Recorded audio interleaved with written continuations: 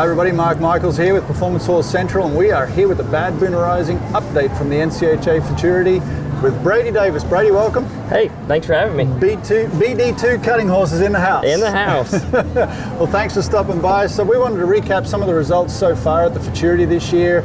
It's been a great show. I mean, there's no doubt about it. The level of cutting has definitely, it's going up. Oh man, you know, we all kind of had high expectations because of COVID. We were all kind of able to stay home a little bit more this year and get our 3-year-olds trained, so we kind of had an expectation this was going to be a good Futurity, but I really feel like we exceeded those expectations. These horses look fantastic. Yeah, the numbers have been sky high, record-breaking numbers to advance to the rounds, to the semis and everything else, and even in the finals we're seeing some big scores. And just to recap, with the limited open champion, playful Bamacat, Harris Shepherd, scored a 225 and won a little over $10,000 for the win. What a night that was for him. Oh my gosh, and I know it was an emotional night. We all, you know, miss Mr. Sam, and what a special horse. I've seen this horse since most of his 3-year-old year, and he's looked awesome and special since the very beginning. So, I mean, big congratulations to Harris. I know that's a big win for them and the family, and it's just a special deal. And such a fitting tribute last night. The NCHA put together a little tribute video, and it was really emotional, and I think it just topped everything off with Harris's win as well. Exactly. No, it was very special. It was a big win, big win. Yeah, and sired by their stud Bamacat, so that was great to see.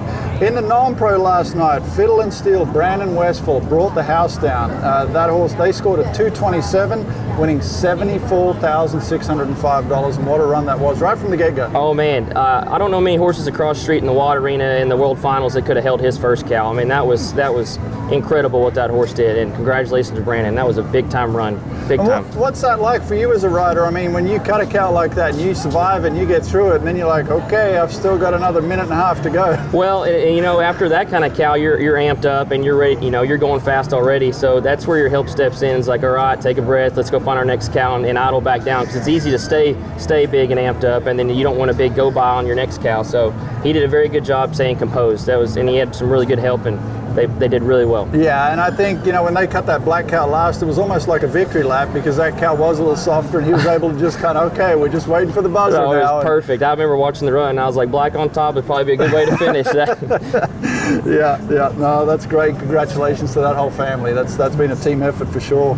In the limited non-pro, Charlie Brown and Laura Bennett, they scored a 218 and won $15,002. I know you were in the arena there for that run. Yeah, very good run, nice, clean, solid run. You know, and from a trainer that gets to show with his wife, I know that's really special for Tate and Laura. They're very sweet people, and I'm glad that she got the win. I know they worked really hard at it.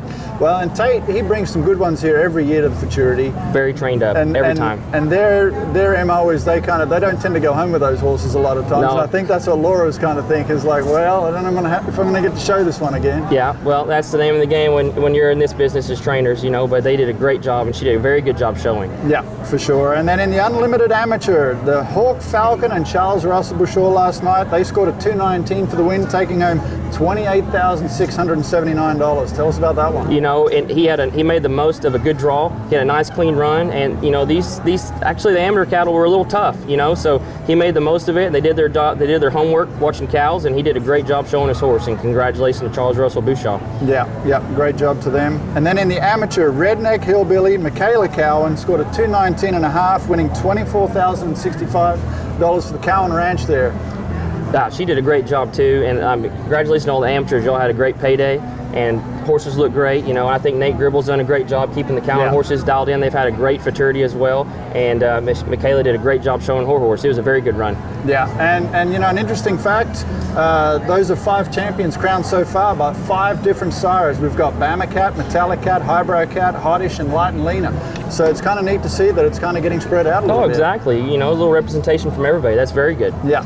So moving into tonight's Open semifinals, this has been so anticipated since that second go-around finished. I mean, those guys have been home now, just regrouping a little bit. Tell us a little bit about, you know, what goes into that. Well, this is always a tricky situation because it's such a big gap between the second go-around and the semis. So whether or not to keep working your horse or give them a little time off, I'm sure everybody does it different depending on the horse's mentality. But you know, it's hard if you have a really good one to want to stay off of them for too long. You want to make sure they stay at that high level and peak at the right time. But there's a lot of good horses coming up. You know, Fancy DeVille and Catalina Cash, and I'm sure the top 2 favorites right now. But with Austin and Taryn. But there's, man, the thing about this semis is it could be anybody's night. Yeah. And those, I mean, they were the top 3 horses from the go-rounds from the aggregate. Fancy DeVille, she's in the 10th. She's 10th in the last set tonight. So Austin's going to get to see kind of what's going to happen, and he's going to kind of get a game plan formatted for that one. Oh yeah. Taryn, he's 4th in the 4th set on Catalina cashing in, and then on his other horse, Timeless Little Cat, he is 8th in the 2nd set, so he's going to be ready to go too. Oh yeah, both those guys are very prepared. You know they're going to do their homework and they're going to do a good job, and their horses will definitely be ready. They have some nice horses. Well, there's lots of big names coming up in the semis that have advanced just like we'd expect them to, but there's some new faces too. Yes sir, Shane Carlin had 2 really nice 3-year-olds this year. He's got a nice dual race stud that's coming up, Corey Deal, and Jose Cruz. He was the underdog in the 2nd go-around, turned it in from his 14.5 with a 221. I mean, you can't help but root for that guy. And then Davide Fascicani, he's doing a great job for the Andersons, and he had a nice futurity as well. You know, these are 4 guys that are up and coming and do a great job, and they're working really hard at it, and you got to nowadays. They're doing a great job. Well, they're mounted. I mean, they definitely got a shot. Oh yeah, definitely. Yeah. And so we've also got 3 non-pros advancing in the open semis. Tell us about that. You know, we got Ryan Rapp and Allie Good, which were both in the non-pro finals last night, and then Miss Lindy Ashlock, who has a really nice horse as well. And you're starting to see a little bit more of that. These non-pros making the semifinals in the open, which is really cool. And they have 3 really nice horses, and they did a great job. Yeah. And then I mean, there's so many different, breeding, so many sires being represented tonight. Obviously, Metallic Cat is the big name in the game. He's got 14 advancing tonight to the open semifinals. Highbrow Cat, he's got 6 in there. Raising the Cash, one of the new up-and-comers, 5 in there tonight. Hottish has 6.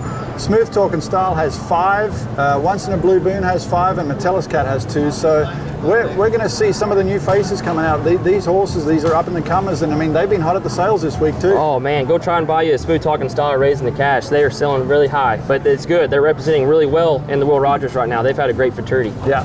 Well, it's going to be a great cutting tonight. I have no doubt, and seeing how everything's been going with the sales this week, and the quality is just going up and up, and I can't wait. And a lot of the times the semis is actually the better cutting to watch than the finals. You know? The horses are ready. They've had a little time off. They're refreshed. And man, this year I just feel like the horses are just incredible. I mean, it's crazy how good these horses are. Yeah. Well, be sure to tune in to chclivescoring.com starting at 2 p.m. today, Texas time. If you don't have a ticket, you will need tickets to get in. I believe you can go purchase those at the NCHA booth here in the exhibition hall. Brady, thanks for coming on. Yes, sir. And I appreciate it, and looking forward to a great cutting. Thanks to Badboonarising and for this wrap-up and the preview of the Open semifinals at the NCHA Futurity.